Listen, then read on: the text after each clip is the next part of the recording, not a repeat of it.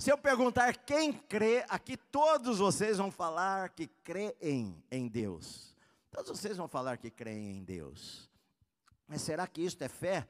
Será que só esta emoção no Evangelho? A gente vai vendo que as pessoas ficavam maravilhadas com as coisas que Jesus fazia e falava. As pessoas ficavam impactadas com as palavras de Jesus e mesmo assim não criam.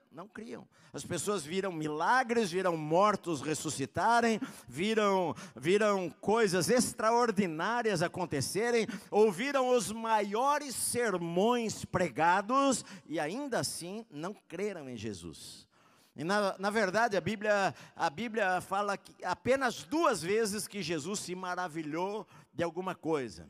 A Bíblia fala várias vezes pessoas se maravilhando com as coisas que Jesus fazia, mas apenas 2 vezes com coisas que Jesus se maravilhou. A primeira delas está aqui nesse texto, que a Bíblia diz no versículo 6, que Jesus ficou admirado da incredulidade daquelas pessoas. E outro texto está em Lucas, que fala que Jesus ficou admirado da fé do centurião romano, um homem gentil, que falou para ele que queria que o seu servo fosse curado. Jesus falou, eu vou lá curá-lo. E ele falou, Senhor, o Senhor nem precisa ir na minha casa, porque basta uma palavra do Senhor, porque eu sei o que é autoridade, eu tenho autoridade. Eu falo para esse soldado, vai, ele vai. Eu falo para aquele soldado, vem, ele vem. E Jesus, ouvindo esta palavra, falou para as pessoas que estavam ali, olha, ficando admirado, ele disse, olha, eu nunca vi uma fé, nem em Israel, como a deste homem aí. 2 coisas que admiraram Jesus: a incredulidade e a fé. E nesse texto aqui que nós lemos, na verdade, vai falar sobre a incredulidade, uma incrível incredulidade. Porque a Bíblia fala o seguinte, olha, a incredulidade é uma força poderosa também. Pela incredulidade, por causa da incredulidade, Eva, por não crer no que Deus havia falado para ela, foi lá e comeu do fruto e levou a humanidade à maldição. Pela incredulidade, os judeus, os hebreus, não entraram na terra da promessa, porque eles não creram. Pela incredulidade de Israel em não acreditarem nos seus profetas, Israel foi levado para o cativeiro. Pela incredulidade, a Bíblia diz que pessoas vão para o inferno, gente legal, gente boazinha, gente bonita, gente cheirosa, vai para o inferno por causa da incredulidade. Jesus, ele falou o seguinte, quem nele crê, a Bíblia diz lá em João, quem nele crê não é julgado, mas o que não crê já está julgado. Quem não crê já está julgado. Jesus, ele falou, se não crerdes que eu sou, morrereis nos vossos pecados. A incredulidade faz a pessoa morrer nos pecados dela. Então, a incredulidade é uma força poderosa, capaz de levar a pessoa mais bondosa do mundo para uma eternidade longe de Deus. Porque ela não crê. Ela não crê no que Deus fala, ela não crê na palavra de Deus, ela não crê que Jesus é o Salvador, ela acha que há outros caminhos para o céu, ela não crê que Jesus é o único caminho para o céu, e por causa da incredulidade ela vai ser afastada de Deus para sempre. Mas olha só, a Bíblia fala que nem mesmo os irmãos de Jesus criam nele, nem os irmãos de Jesus criam nele. A família de Jesus, só a mãe de Jesus que guardava as coisas no seu coração, mas os irmãos de Jesus só vieram a se converter e a crer nele depois da ressurreição. Até a ressurreição eles não criam em Jesus, nenhum deles.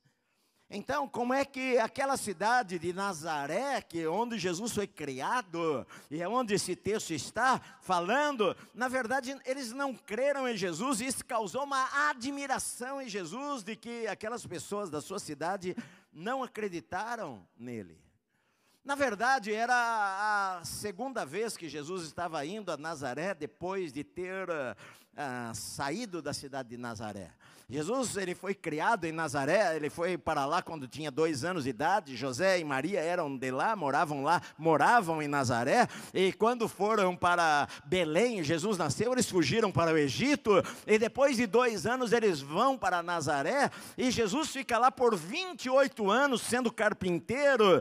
E quando Jesus vai para a Judéia, e ele lá é batizado nas águas do Rio Jordão por João Batista, ele volta a Galiléia ao norte, norte, onde ele faz o primeiro milagre, volta para o sul, e depois quando ele sobe a Galileia novamente, ele vai à sua cidade de Nazaré, e lá em Nazaré ele é expulso da cidade, ele prega um sermão na sinagoga, ele vai para lá, as pessoas pedem para ele ler as escrituras, Jesus se levanta e lê o livro de Isaías, que diz: o Espírito do Senhor está sobre mim, pelo que me ungiu para pregar, evangelizar os pobres, proclamar libertação aos cativos, dar à vista aos cegos.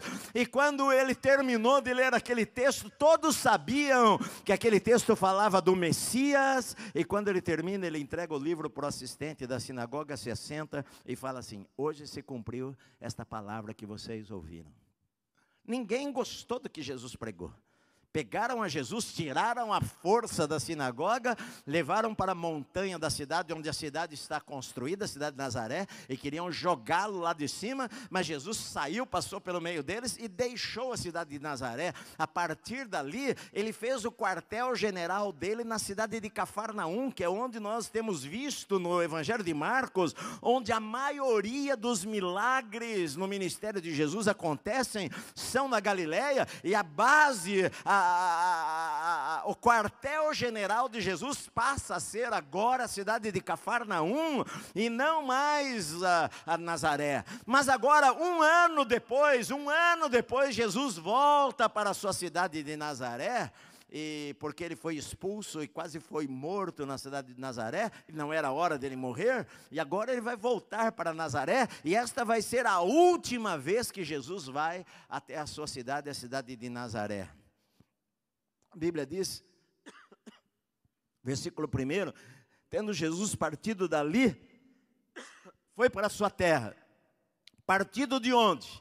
Partido de Cafarnaum. Ele estava em Cafarnaum, ele fez os milagres lá, e aqui também é uma coisa interessante para nós que estamos estudando o Evangelho de Marcos, é que também Jesus estava dando adeus à cidade de Cafarnaum.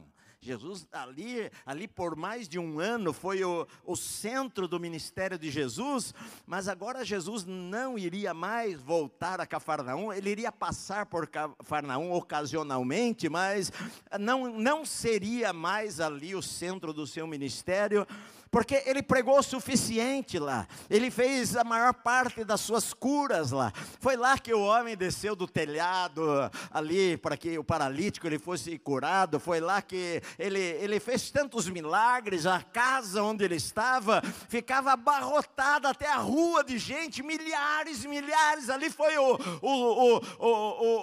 auge do ministério de Jesus, onde multidões estavam ali, mas agora Jesus vai sair de Cafarnaum, para não morar mais naquela cidade, mas ele iria fazer algumas viagens, ainda que nós vamos continuar estudando as semanas seguintes, e vai descer a Judeia, onde ele vai ser morto. Então olha só, Jesus deixa Cafarnaum, e ele diz uma palavra, ele fala: Cafarnaum, que te elevas até os céus, você vai ser derrubada desse lugar, e vai ao profundo dos infernos, porque se em Sodoma tivessem feito os sinais que em ti fizeram, há muito eles teriam se convertido em pano de saco em cinzas. Mas Cafarnaum não creu no Senhor também, apesar dos milagres que Jesus fez lá. E Jesus sai de Cafarnaum e vai para Nazaré, a sua cidade, a sua terra. A cidade de Nazaré era pequena, era na verdade uma vila naquele tempo lá, tinha mais ou menos 500 habitantes, você pode imaginar morar num lugar de 500 habitantes, era uma cidade tão insignificante em Israel que no Velho Testamento não aparece o nome da cidade de Nazaré nenhuma vez, no Talmud não aparece nenhuma vez, Flávio Joséfo não menciona em nenhum dos seus escritos a cidade de Nazaré. Era uma cidade tão pequena, tão insignificante, com 500 pessoas morando ali no meio do nada, terra dos gentios, e Jesus volta à sua cidade de Nazaré. Desta vez ele vai com seus discípulos, a Bíblia diz, e não há multidão nenhuma ao redor de de Jesus na cidade de Nazaré. É interessante porque é o auge do ministério de Jesus, e as pessoas, milhares de pessoas estão o tempo inteiro atrás dele para receber cura, para ver alguma coisa, para ver algum sinal, mas ele vai para Nazaré, não tem ninguém lá, não há uma multidão, porque Nazaré não se interessava por Jesus. Se a sua própria família, algum tempo atrás, foi lá a Cafarnaum para prendê-lo, porque eles falavam, ele está louco, ele está fora de si, quanto mais os vizinhos iriam pensar a respeito dele, porque ele viveu o tempo inteiro ali naquela cidade. Quando Jesus vai agora, ele vai com seus discípulos, e por ele ser uma pessoa já notória, conhecida, famosa, como ele era o hábito dele no sábado ir para a sinagoga, sempre ele ia para a sinagoga. O responsável lá pela sinagoga na cidade de Nazaré chama Jesus para dar uma palavra. A gente não sabe o que Jesus falou, a Bíblia não diz aqui o que Jesus falou naquele dia, naquele sábado lá em Nazaré, mas a Bíblia fala os resultados da sua palavra, o que aconteceu quando Jesus pregou e falou para as pessoas naquela manhã de sábado. A gente sabe o que causou, o rebuliço que causou no coração das pessoas, porque a Bíblia diz aqui que as pessoas ficaram ouvindo, versículo 2, se maravilharam, ouvindo, se maravilharam, dizendo, de onde vem a estas coisas, que sabedoria é esta que lhe foi dada, e como se fazem estas maravilhas por suas mãos. Olha, a Bíblia não fala aqui que sermão que Jesus falou, o que foi que ele pregou, que texto que ele explicou, mas a Bíblia fala o impacto que teve no coração das pessoas, porque elas ficaram maravilhadas. Era normal ficar maravilhado ao ouvir Jesus. Ninguém teve a unção que ele teve, ninguém teve a sabedoria que ele teve. Não houve um profeta no Velho Testamento que falou como ele falou. Onde Jesus ia, lá em Cafarnaum, quando ele pregou lá na sinagoga, a Bíblia diz que as pessoas ficavam maravilhadas, porque ele não falava como os outros mestres, ele ensinava como quem tem autoridade. Por quê? Porque os outros chegavam e falavam, olha, o rabino fulano falou tal coisa, o rabino fulano falou tal coisa, e Jesus vem e chega falando, eu porém digo a vocês, é isto que a palavra de Deus diz. Ficavam maravilhados. Jesus, quando pregou no templo lá em Jerusalém, a Bíblia diz que os judeus ficaram maravilhados. Eles falavam, como é que este homem fala estas coisas, sendo que ele não tem estudo, não foi criado em nenhuma escola rabínica, como que ele fala desta maneira? Vocês se lembram quando os sacerdotes mandaram soldados prenderem a Jesus, e os soldados chegaram lá armados com a finalidade de prendê-lo, e quando pararam lá, ficaram ouvindo e voltaram de mãos vazias, e os sacerdotes perguntaram para eles, cadê o homem, por que vocês não trouxeram? E eles falaram, jamais alguém falou como este homem falou. Nunca alguém falou desta maneira. A gente não sabe o que Jesus pregou, mas a gente sabe o impacto que ele causava no coração das pessoas. Você se lembra os dois lá na estrada de Emaús, depois que reconheceram a Jesus, um falou para o outro, porventura não nos ardia o coração quando ele nos expunha as escrituras? A gente queria voar, a gente queria pular, a gente queria correr, a gente queria dar risada, a gente não sabe o que faz, a palavra de Deus entrava no nosso coração, na verdade. Então Jesus naquela manhã, ele prega algum sermão ali, as pessoas ficam chocadas, ficam maravilhadas e começam a falar, de onde vem esta sabedoria? Como que este homem fala desta maneira? Como que ele faz, os sinais que ele faz? Como é que acontecem estas coisas? O impacto que causava na vida das pessoas. Mas na verdade, queridos, a Bíblia diz que Jesus, a Bíblia diz no versículo 5, que ele não pôde fazer ali nenhum milagre, senão curar uns poucos enfermos, impondo-lhes as mãos, e admirou-se da incredulidade deles. Sabe por quê? Porque a gente pode gostar de Jesus, a gente pode ficar bobo com as pregações, a gente pode ficar impactado com os milagres, a gente pode ver sinais, a gente pode ver gente paralítico andando, crescer pernas, surdo ouvindo, mudo falando, e ainda assim a gente pode ser incrédulo com relação às coisas que Deus fala. Ainda assim a gente pode ser incrédulo. E Jesus ficou admirado, porque ele falou e as pessoas não creram. Assim como em várias cidades, cidade de Betsaida, onde Pedro, André, Felipe eram de lá, amigos, e Jesus pregou tantas vezes ali, ele falou, ai de ti Corazim, ai de ti Betsaida. Onde é que estavam as pessoas? Onde estavam as multidões que foram curadas? Quando no dia de Pentecostes? Ou onde estavam as multidões quando Pilatos colocou Jesus ali e falou, vocês escolham a Jesus ou Barrabás? Quem que vocês querem que seja solto? Porque eles viram sinais, eles comeram pães e peixes, eles viram milagres acontecerem. Mas eles estavam atrás de Jesus só porque eles viam coisas. Eles viam, a multidão é curiosa, a multidão é curiosa. Agora eu vinha vindo aqui, teve um acidente na estrada, uma baita fila imensa, e quando viu, era um acidente, todo mundo é curioso, quer ver o que aconteceu, e as pessoas ficavam curiosas, quem é este homem aí? Os discípulos perguntavam, quem é este que o vento, que o mar lhe obedecem? Quem é este homem? Queriam ver, quem sabe ele vai fazer um sinal neste sábado, quem sabe ele vai curar alguém neste sábado. Nós ouvimos falar que ele expulsa demônios, quem sabe, eu nunca vi alguém endemoniado, quem sabe a gente vai ver hoje. E estavam ali na sinagoga por causa disto, mas Jesus ficou admirado, porque eles não criam. Incrível incredulidade no coração daquelas pessoas. Sabe o que acontece, queridos? A incredulidade, ela obscurece o óbvio. É óbvio. Mas o incrédulo não enxerga o óbvio. Porque eles falaram o seguinte, a pergunta deles era, de onde vêm estas coisas a ele? Que sabedoria é esta que lhe foi dada? Como se fazem tais maravilhas por suas mãos? Enfim. Quem que age por trás dele? Porque ninguém pode negar milagres. Ninguém falou, não aconteceu, o cego não enxergou. O cara está lá, 38 anos que ele é cego, de repente ele fala assim, eu estou enxergando, e começa a ver todo mundo. Ninguém negou os milagres. Os fariseus falaram, ele faz milagre pelo príncipe dos demônios, por Beelzebu, porque não tem como negar o milagre. Quando você não tem como negar, você atribui ao diabo, ou a outra coisa, outra força. Mas como você explica a pregação dele que ardia o nosso coração? Como você explica isso daí? Como você explica uma prostituta deixar a prostituição porque conversou com ele? Como você explica um homem interessado apenas em dinheiro, como Mateus, um ladrão corrupto? Como você explica fechar o seu negócio lucrativo, vai perder milhões e milhões e milhões? Como você explica este homem fechar as coisas e seguir este homem aí? Não pode ser o diabo que faz estas coisas na vida das pessoas. O diabo até faz alguns milagres.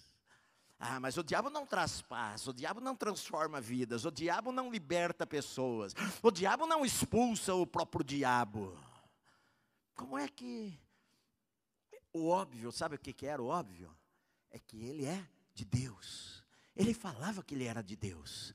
Mas a incredulidade não enxerga o óbvio. A incredulidade não enxerga. Você já viu uma pessoa cética ou uma pessoa que diz que é ateu? Ele não enxerga. Ele vai tentar explicar. Ele acredita até em duende, mas ele não acredita que Deus existe.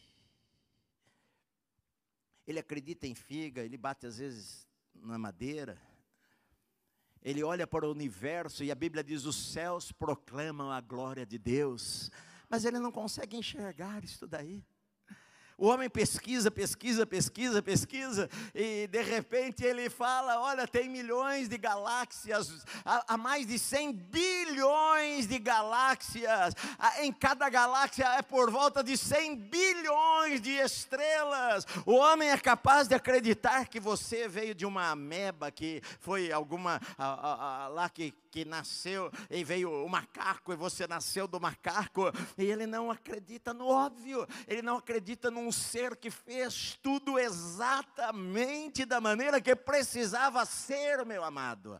Esses dias eu fui no dentista, e dentista não é evangélico, nada, mas ele falou para mim o seguinte, ele falou, olha, eu vou furar aqui do lado do teu dente, aqui, tem um buraquinho aqui, que ele falou, eu sou dentista e eu ver esse buraquinho aqui, eu passo a acreditar que Deus existe. Ele falou, porque é tão perfeito que a anestesia não consegue, a agulha não consegue entrar naquele lugar lá, porque aquele lugar é uma curva que tem dentro do osso. Mas a gente percebeu o seguinte, a ciência percebeu que se a gente jogar a anestesia, no começo ela faz a curva direitinha, e ela anestesia essa parte toda aqui, daqui para cá. E ele falou, é inexplicável uma coisa dessas daí. Ele falou, olha, eu não sou evangélico, nada, mas não tem como a gente não perceber que há uma mão sobrenatural por trás disso daí. É óbvio.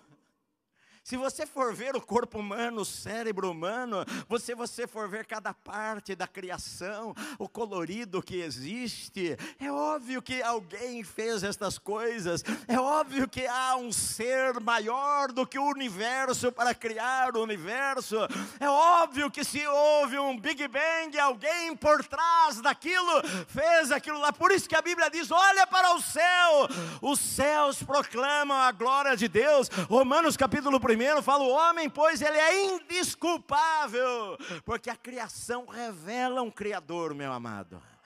Mas as pessoas não veem o óbvio, as pessoas não veem a incredulidade. Você percebe que você está ficando incrédulo quando você enxerga uma coisa que não enxerga, alguma coisa que é óbvia. Você fala com uma pessoa não cristã, ela não enxerga, a Bíblia diz que os seus olhos estão tapados para ver, ela não consegue enxergar aquilo lá.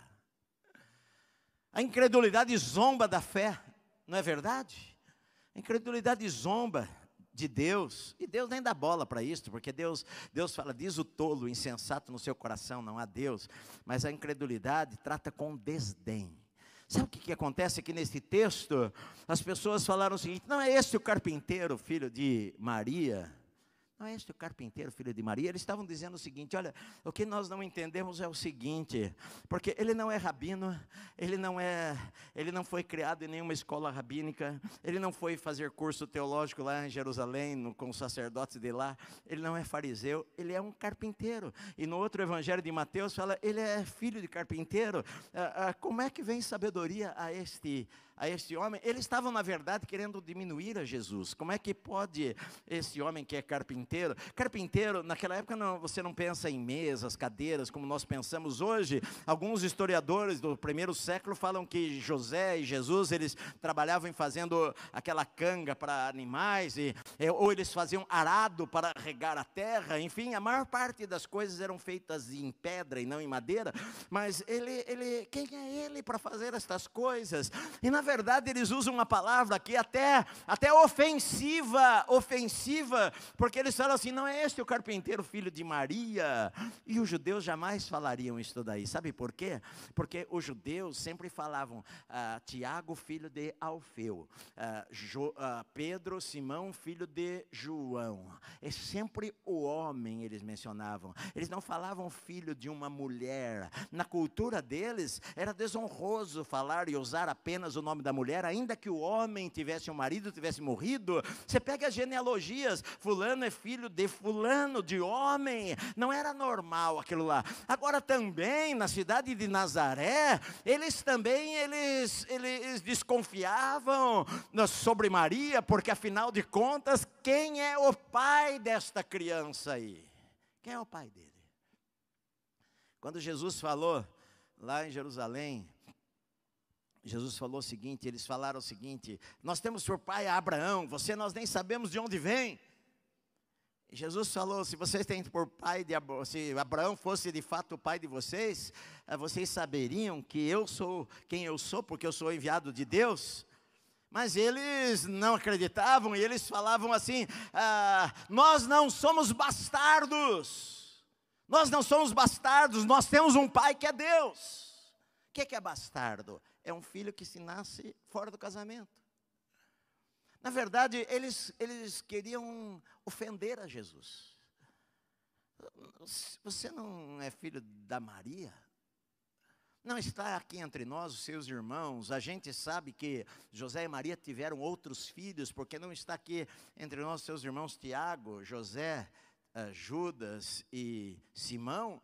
E não estão conosco também, não moram na nossa cidade as suas duas irmãs. Eles sabiam disso daí, mas sabe o que acontece na vida da gente, meus amados? Às vezes a familiaridade nos impede de crer, a familiaridade gera desprezo, sabe? Por isso que na igreja a gente tem que tomar cuidado, porque muitas vezes na nossa vida nós criamos hábitos e nós fazemos as coisas apenas por hábito. Não porque queremos fazer. Às vezes na igreja as pessoas se tornam máquinas, elas sabem quando devem falar glória a Deus, elas sabem quando levantar as mãos. Eu me lembro uma vez, eu fui pregar em um lugar, eu estava lá na porta, estava lá no púlpito, era uma igreja muito pequenininha, cabia 40 pessoas, a pessoa estava na porta, mas ele estava olhando de um lado para o outro, aí ele conversava com alguém, de repente ele gritava aleluia, aí conversava, a pessoa não sabia nem o que estava falando. Uma vez eu fui conversar com um pastor, e eu falei para vocês certa vez, ele falava assim, então pastor, glória a Deus, aleluia. Eu estava dizendo, eu fui até o mercado, glória a Deus, aleluia, e eu comprei mamão, eu comprei abacaxi, glória a Deus, aleluia. As pessoas não fazem as coisas por um hábito. É comum eu ouvir gente escrever para mim, ou eu ouvir gente dar testemunho e falar o seguinte: eu estou começando a ir na igreja, mas eu choro o culto inteiro. A gente vai cantar aqueles cânticos, entram no meu coração, parece que o pastor só prega para mim, alguém contou a minha vida para ele, eu saio da igreja chorando, como é bom, mas às vezes a gente fica 20 anos na igreja, 30 anos na igreja, a gente se acostuma com tudo, a gente sabe os cânticos de cor, a gente sabe a hora que o pastor vai pregar, a gente sabe como fazer as ofertas, a gente sabe a hora que é para parar, a gente sabe a hora que é para falar glória a Deus, a gente, o hábito que a gente... A familiaridade com as coisas faz com que a gente perca o melhor que Deus tem para a nossa vida. Nós conhecemos ele. Ele viveu 28 anos aqui. A gente viu ele brincar, a gente viu ele crescer, a gente viu ele aprendendo a profissão com o pai, a gente viu a vida dele toda, conhecemos, ou conversamos com ele na esquina, 500 pessoas, Jesus conhecia todo mundo conhecia ele. A familiaridade com as coisas pode ser prejudicial com relação às coisas de Deus, porque a gente antes lia a Bíblia até de joelhos. Você sabe que George Miller, vocês devem ter aí na internet, George Miller, ele leu a Bíblia mais de 200 vezes, inteirinha, de capa a capa, e diz que 50 vezes ele leu a Bíblia ajoelhado.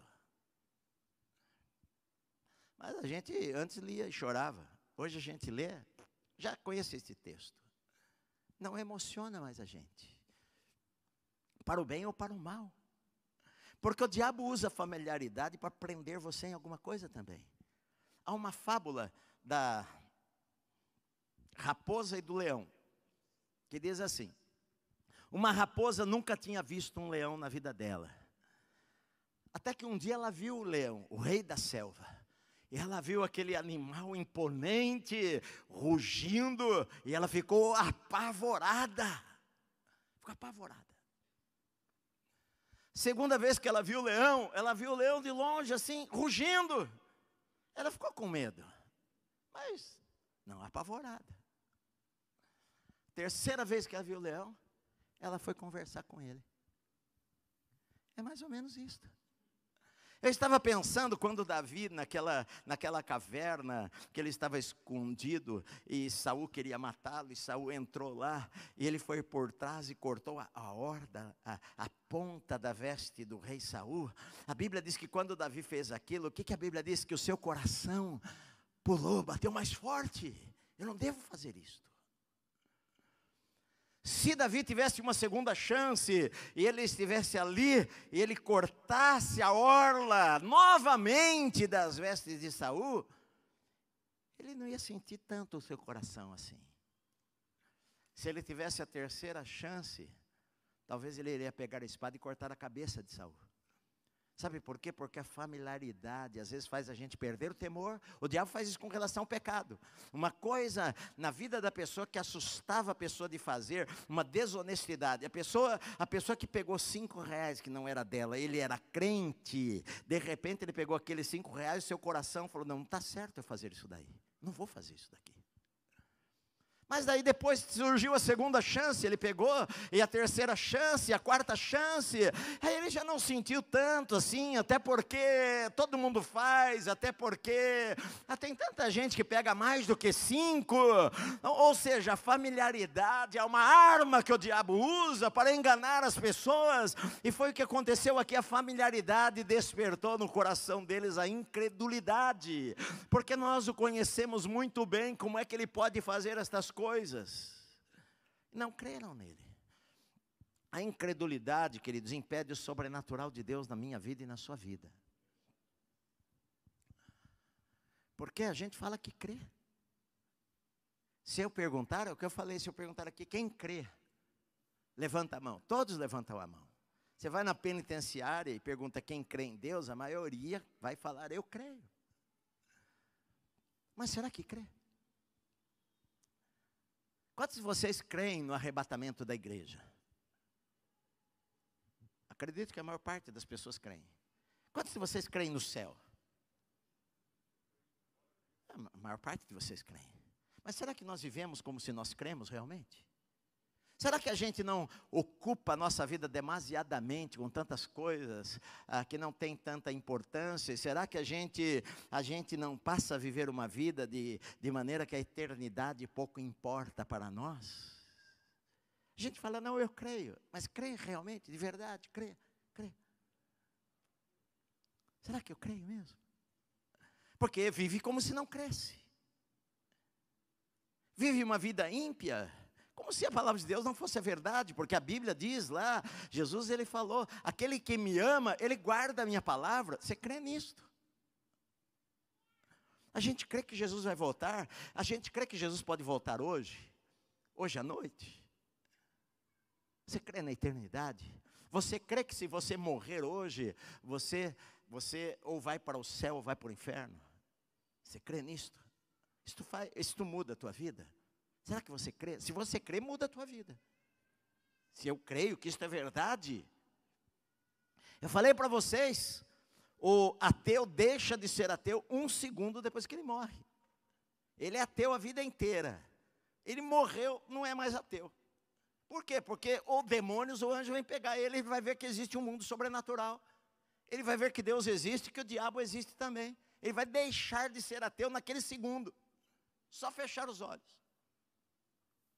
Agora, como nós vivemos?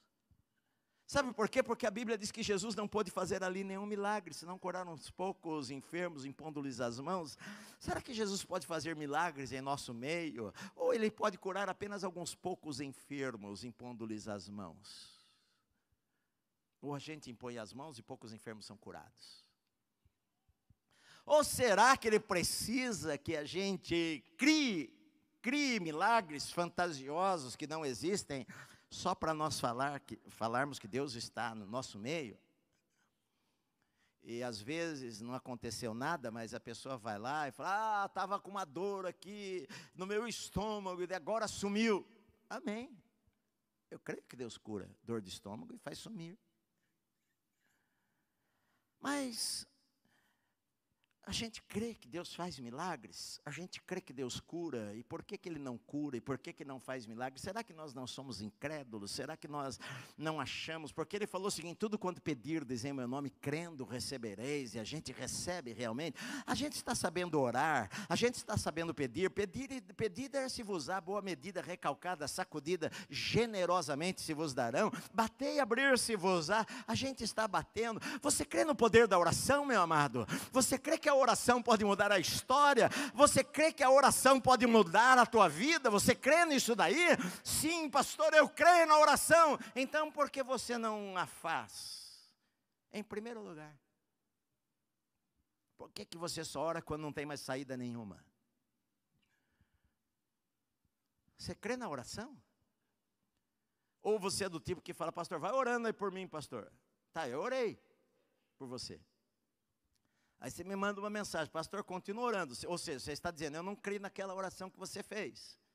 Vamos lá, continua aí. E aí a gente não vê nada acontecer, sabe por quê? Porque nós não cremos. Porque não crê. Porque Jesus, ele falou que iria fazer. Ele está vivo? Você acredita que ele está vivo? Você acredita que Jesus está vivo? Você acredita que Jesus tem o mesmo poder que ele tinha?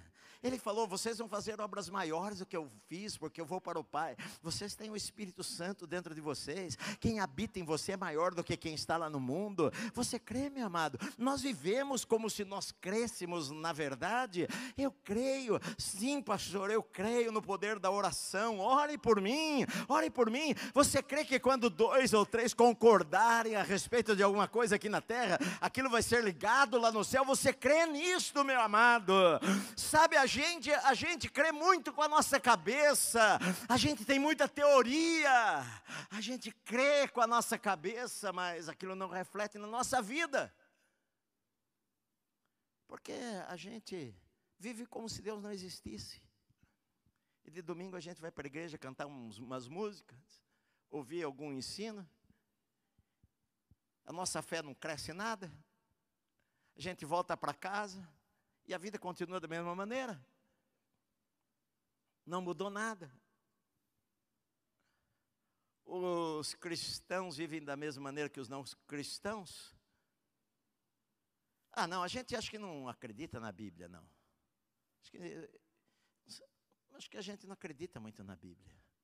Porque hoje é uma pregação do politicamente correto, que você não pode falar que fulano vai para o inferno, o outro vai para o inferno, porque pega mal. Pastor. Aí os evangélicos falam, não, porque o homossexual vai para o inferno. A Bíblia diz que sodomita, tudo isso, não herdarão o reino de Deus. Mas a mesma Bíblia diz que os roubadores também não. A mesma Bíblia diz que os mentirosos também não. A mesma Bíblia diz que os maledicentes não herdam o reino de Deus. E a crentaiada desce além todo mundo e mente que nem sei o quê. E Jesus falou, vocês têm por pai ao diabo, porque ele é mentiroso desde o princípio. Não, eu acho que a gente não acredita na Bíblia. Você acredita que esta é a palavra de Deus? É incrível, meu amado. Não há um livro como este daqui. É o livro mais vendido na história da humanidade. É o livro mais traduzido para mais línguas do que qualquer outro livro.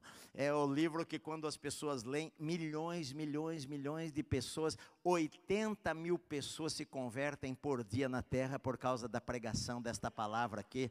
O drogado deixa de ser drogado. É verdade. O drogado deixa de ser drogado. A prostituta deixa a prostituição. O cara que era bebum e batia na esposa todo dia, ele deixa de bater na esposa e ele começa a andar com uma Bíblia na mão e ir para o culto. Ir para a igreja. Aí as pessoas lá de fora falam, o cara está maluco. Antes ele não era maluco.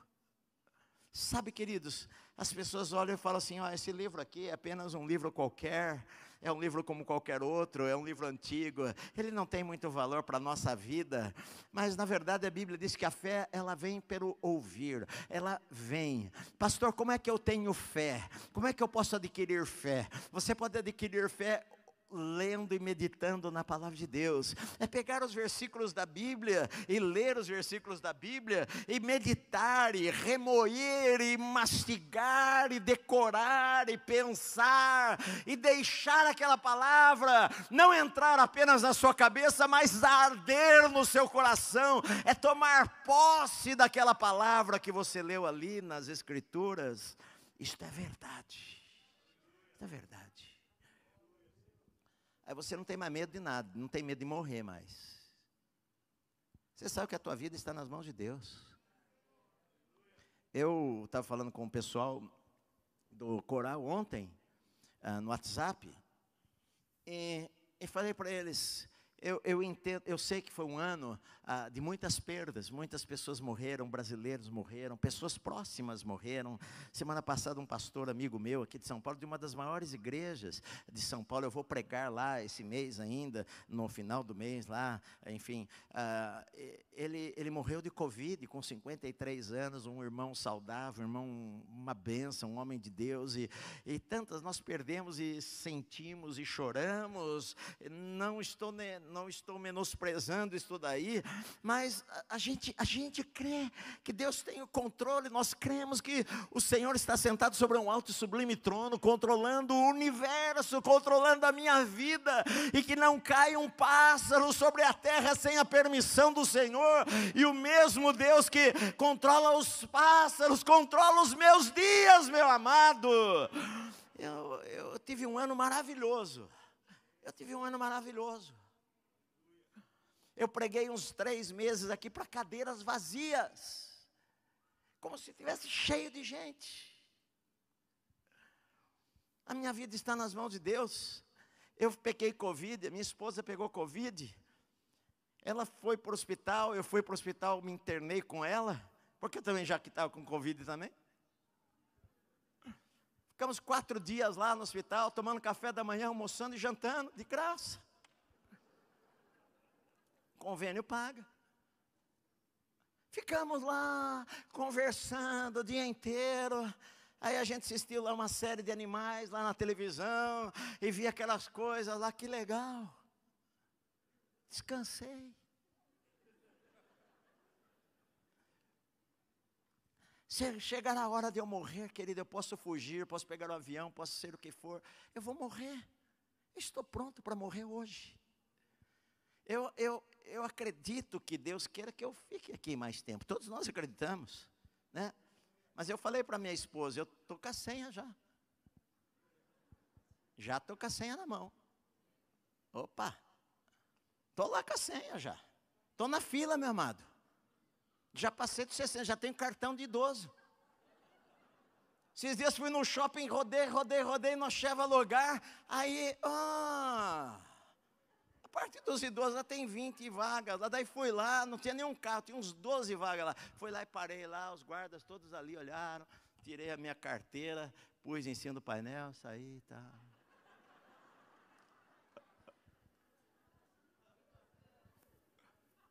Feliz da vida. Estou com a senha na mão. Eu acredito que Deus queira que eu viva mais 20 anos, 25 anos, não sei. Mas pode ser que não, pode ser que Deus está no calendário dele e fala, esta noite vou pedir a tua alma. Essa noite aqui é a tua última noite. Edson, hoje é a tua última pregação nesta terra. Se for isso que Deus quer, querido, o céu, eu acredito que o céu é melhor do que aqui. Sou feliz da vida de ir para o céu. Não precisa nem chorar, não. Pode cantar, fazer uma festa. Tudo na bênção. Eu creio na Bíblia. Pode o mundo inteiro. Se a ciência descobrir alguma coisa, falar, está vendo, a ciência descobriu aqui que o homem veio do macaco. Eu falo, está por fora. A Bíblia é verdade. Ah, não, é a teoria. Não. A teoria é a teoria da evolução. A Bíblia não é teoria, a Bíblia é verdade. A arqueologia toda hora descobre isso daí. Descobre placas de cidade, descobre placas de nome. Na história não se achava Pilatos, foi se achar lá. Como Pilatos não deve ter existido, porque a Bíblia fala de Pilatos, mas não tem nenhum registro sobre Pilatos. Até um dia que a arqueologia achou uma placa lá, escrito Pilatos, que era o governador lá da Judéia. Pode ter certeza, esta é a palavra de Deus imutável. Eu creio. Se Deus falou que cura, Ele cura. Se Deus falou que Ele vai fazer algo em nossas vidas, Ele vai fazer, porque Ele não é homem para mentir, e nem filho do homem para se arrepender. Agora, só para mim terminar aqui rapidamente, o mais triste da história, sabe o que é? Que Jesus foi embora. Ele saiu de Cafarnaum, foi para Nazaré, e não pôde ir lá curar, fazer milagres, a não ser curar alguns poucos enfermos lá. Jesus, estou com uma dor de cabeça hoje, deixa eu pôr a mão. Saiu. Nossa, eu acordei hoje com uma dor no pé. Deixa eu pôr a mão no teu pé aí. Saiu. E Jesus foi embora. E nunca mais, ele voltou para Nazaré. Nunca mais. Era a cidade dele, ele cresceu ali. O seu pai José viveu ali, deveria estar morto nesta época. Seus irmãos estavam ali, a sua casa estava ali, as suas lembranças de infância estavam ali. E ele nunca mais voltou para lá. Porque às vezes Deus é muito paciente com a gente, Deus nos dá chance, nos dá chance, nos dá chance, nos dá chance, nos dá chance. E a gente não muda, a gente não se arrepende. Chega uma hora que Deus fala, chega, basta. Já deu. E vai embora. Foi embora de Cafarnaum, foi embora de Nazaré. Sabe para onde ele vai? Agora ele vai para a terra dos gentios, ele vai lá para Sidom, ele vai lá para o outro lado, volta para a terra dos Gadarenos. E depois ele desce e vai para a Judéia, ele vai ser morto lá. Não perca as oportunidades de Deus, por isso que a Bíblia diz hoje, se ouvirdes a sua voz, não endureçais os vossos corações. Consagra a tua vida a Deus enquanto você pode, enquanto você tem tempo. Entrega a tua vida ao Senhor enquanto você tem tempo. Coloca a tua vida diante de Deus enquanto você tem tempo. Seja você quem for, seja eu quem for. Nós não entramos no céu porque eu sou pastor, eu entro no céu porque Jesus perdoou os meus pecados, meu amado. Por isso, coloca a tua vida diante de Deus e creia que Ele vai te abençoar. Porque na verdade esta vida aqui, tudo que nós temos é passageiro.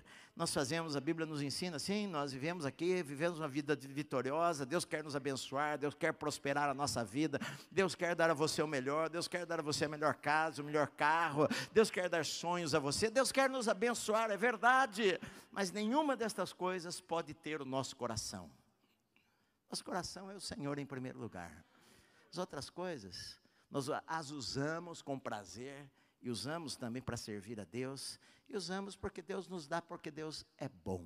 Hoje tem tanta gente que se diz evangélico, mas que a Bíblia não fala nem este nome de evangélico. A Bíblia não fala que os evangélicos vão para o céu. Mas tem gente que pensa que por basta ser evangélico que vai para o céu. Senhor, nós não queremos ser apenas ouvintes da palavra, mas nós queremos ser praticantes da palavra, Senhor. Queremos ter um coração igual ao teu, queremos ter um coração puro, Senhor, um coração limpo, um coração humilde diante dos teus olhos, Pai, para te servir com integridade de coração. Integridade de coração. Dá-nos um coração igual ao teu, Senhor. É o que nós queremos para a nossa vida. Nós não queremos viver pelas nossas emoções, nós queremos viver por tua palavra. Em nome de Jesus. Amém. Vamos ficar em pé, queridos. Falei para vocês. Qual que foi a maior vitória que o rei Davi teve? Qual que foi a maior vitória de Davi? Todo mundo vai falar que foi o quê? Foi ter matado Golias. Mas na verdade eu já falei para vocês, a maior vitória de Davi não foi ter matado Golias. A maior vitória de Davi foi não ter matado Saul. Porque se ele tivesse matado Saul, ele teria perdido o seu coração. E nós não queremos perder o nosso coração. Nós não queremos perder o desejo que a gente tinha quando se converteu. Não é verdade, queridos? Que a gente chegava na casa de Deus, levantava as mãos e chorava. E não estava nem aí com os outros. Não estava nem aí com o que pensam da gente. A gente quer cantar para Deus, dançar para Deus, adorar a Deus, chorar diante de Deus, se emocionar com a palavra. É isto que eu quero para a minha vida. Não quero perder, porque você pode crescer na vida e perder o melhor. Eu não quero perder o melhor. Que nós não percamos o melhor. Amém, meu amado?